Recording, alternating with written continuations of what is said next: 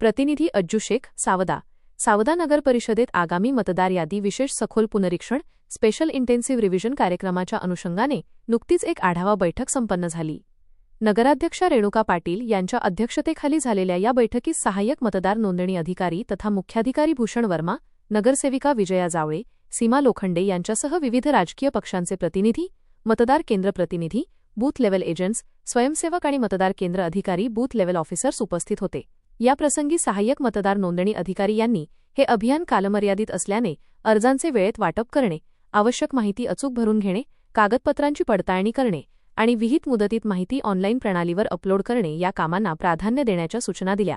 मतदार यादी अधिक अचूक व त्रुटीमुक्त करण्यासाठी सर्व संबंधितांनी समन्वयाने कार्य करण्याचे आवाहनही यावेळी करण्यात आले। शिवसेनेच्या वतीने निलेश खाचणे यांनी आपल्या मतदार केंद्र प्रतिनिधींची यादी यावेळी सादर केली। फॉर्म भरून ऑनलाईन करण्याची शेवटची तारीख 29 जुलै 2026 असून या कामी सावदा शहरातील सर्व नागरिकांनी आपल्या परिसरातील मतदार केंद्र अधिकाऱ्यांना सहकार्य करावे, असे आवाहन मुख्याधिकारी भूषण वर्मा यांनी केले।